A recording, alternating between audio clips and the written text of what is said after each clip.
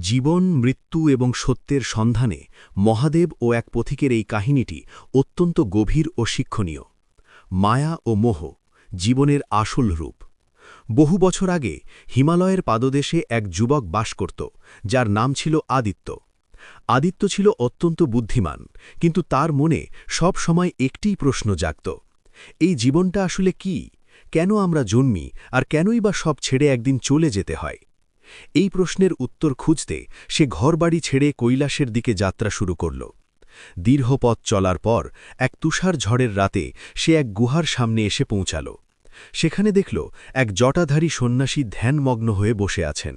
তার সারা গায়ে ভস্য মাখা, গলায় রুদ্রাক্ষের মালা। আদিত্য বুঝতে পারল ইনি স্বয়ং মহাদেব ভোলানাথ। আদিত্য তার চরণে প্রণাম জানিয়ে বিনীতভাবে জিজ্ঞাসা করল, প্রভু, আমাকে জীবনের অর্থ বুঝিয়ে দিন। জীবন কি শুধুই কষ্ট আর মায়া? মহাদেব চোখ খুললেন। তার শান্ত দৃষ্টিতে যেন এক সমুদ্র গভীরতা।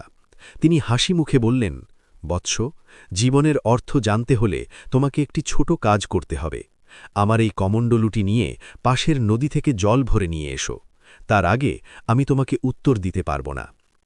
আদিত্য কমণ্ডলু নিয়ে নদীর দিকে গেল।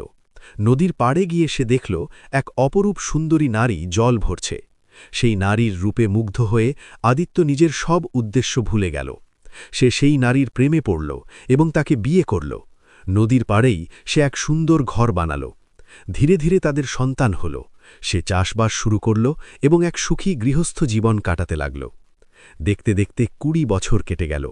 আদিত্য ভুলেই গেল সে কেন এই নদীর পাড়ে এসেছিল। প্রলয় ও সত্যের মুখোমুখি। হঠাৎ একদিন পাহাড়ে মেঘ ভাঙা বৃষ্টি শুরু হল।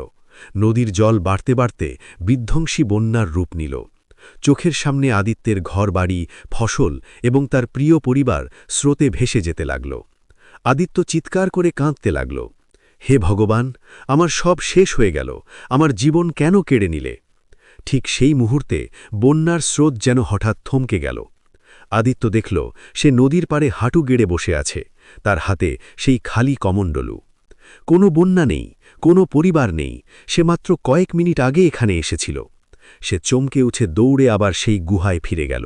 মহাদেব তখনও সেই একইভাবে বসে আছেন। তিনি শান্ত গলায় বললেন, বৎস, জল কোথায়? আমি তৃষ্ণার্ত। আদিত্য তার পায়ে লুটিয়ে পড়ে বলল, প্রভু, আমি বুঝেছি, এই ২০ বছরের জীবন কি শুধুই একটি মুহূর্তের স্বপ্ন ছিল? মহাদেব তখন জীবনের সেই পরম সত্যটি বললেন, জীবন হলো একটি স্বপ্ন বা মায়া। তুমি যাকে তোমার নিজের বলে ভেবেছিলে তা ছিল ক্ষণস্থায়ী। মানুষ জীবনের এই মায়াকেই সত্য বলে ধরে নেয় এবং তা হারিয়ে গেলে দুঃখ পায়। জীবন হলো একটি অভিনয়, যেখানে তোমাকে তোমার ভূমিকা পালন করতে হবে, কিন্তু মনে রাখতে হবে যে তুমি আসলে এই মায়ার ঊর্ধ্বে এক অবিনশ্বর আত্মা। আদিত্য বুঝতে পারল যে জীবন হলো একটি পরীক্ষা, আর মৃত্যু হল সেই পরীক্ষা শেষ করে ঘরে ফেরা।